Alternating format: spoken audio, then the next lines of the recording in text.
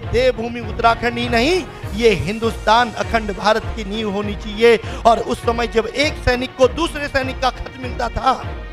तो वो किस तरह से उस माँ के भावों को कहता है। मैं कहना चाहता हूं कि उस समय एक शहीद होने से पहले एक सैनिक दूसरे सैनिक से कहता है कि अम्मा ने खत लिखा चाव से, अम्मा ने खत लिखा चाव से, पुत्र दूध न मेरा लजाना, पुत्र दूध न मेरा लजाना,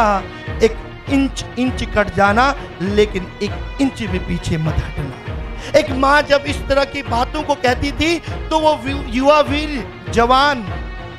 शहीद होने को तैयार रहता था, लेकिन हिंदुस्तान के ऊपर आतंकवाद को पनाह नहीं होने देता था। वो जब युद्ध में शहीद होने को तैयार होता है, जब उसको पहली गोली लगती है तो माँ के उन शब्दों को याद करता है और माँ से कहता है कि माँ आज तेरा पुत्र इस युद्ध में घायल है, आज तेरा वीर पुत्र इस युद्ध में घायल है, लेकिन दुश्मन की आंखें भी फटी है। इस पुत्र को देख के माँ मैं एक इंच भी पीछे नहीं हटा, आज मैं इंच इंच में कटा। माँ मैं जाने से पहले इतना तो कहता हूँ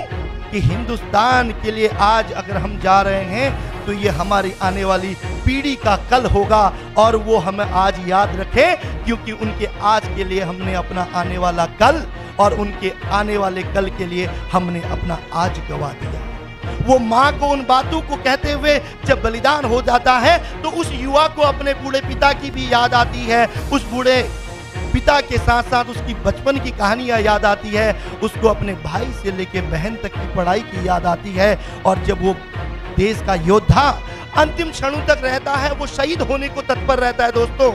उस समय वो अपने माँ को तो नमन करता है लेकिन अपने पिता से भी कहता है कि पिता जो कर्तव्य मेरा था, हो सकता है वो कर्तव्य मैं पूरा नहीं निभा पाया, लेकिन फिर भी मातृभूमि के लिए मैं बलिदान होना चाहता हूँ। अगर गलती से भी कोई गलती से कष्ट मैंने दिया हो, उस ऋण को मैं उऋण नहीं कर पाया, तो अगले जन्म में पुत्र के रूप में फिर से आपके घर में आऊँगा। अपनी दाई ताकत अपने भाई से कहता है कि भाई तू पढ़ना, तू चिंता मत करना, तू अपनी बहन की रक्षा करना, उसकी पढ़ाई की रक्षा करना, उसके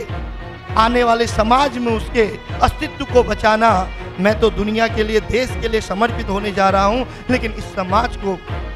बचाने के लिए इस युवा पीढ़ी पे तुम निर्भर रहना। वो अपनी बहन से भी कहता है, अंत में उसको याद आती है अपनी धर्मपत्नी की, तो धर्मपत्नी को भी वो स्मरण करते हुए कहता है कि आज तेरा सुहाग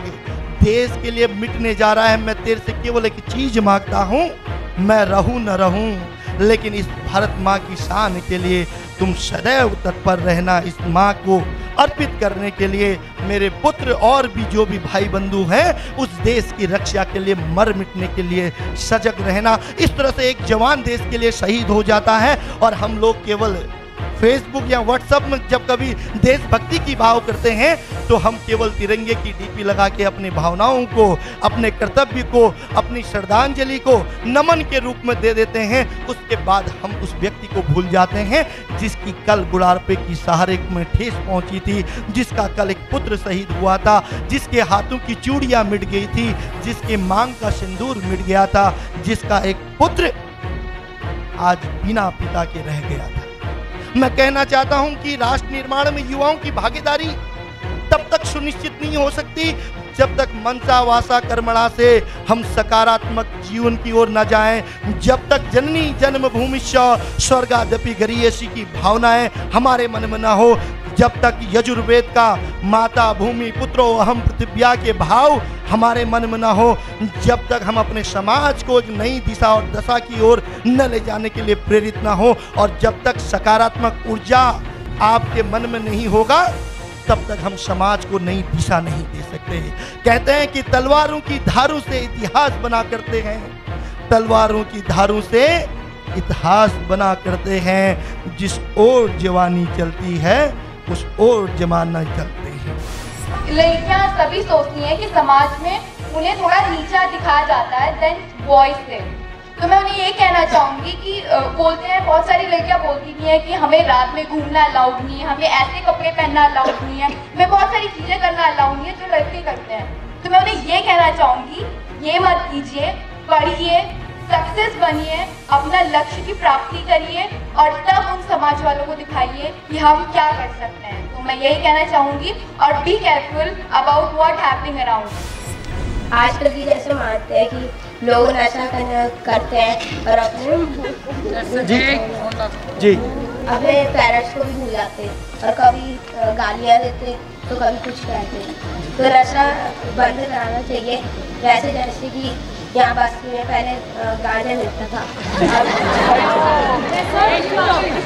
यहाँ तो बंद कर दिया, पर अभी भी लोग लेते हैं बहुत सारे। 2 बार लाइन में देख लो। मेरा इस टॉपिक युवा संवाद पे ये सुझाव है कि हमारा जो भारत राष्ट्र है वो बलिदान से पहले योगदान मांगता है, और युवाओं से सबसे पहले उम्मीद ये की जाती है कि वो हर जो हो रहे समाज में कोई भी गलत चीजें हैं उन पे पहले अपना योगदान दे, अपना सुझाव दे। और सुझाव वही व्यक्ति दे सकता है जो एक एबल सिटीजन हो। एबल सिटीजन वही बन सकता है जिसपे जनरल अवेयरनेस हो, क्योंकि एजुकेशन सिस्टम एजुकेटेड बनाता है, बट बुकिश लैंग्वेज एजुकेटेड बना सकती है, जनरल अवेयरनेस नहीं दे सकती।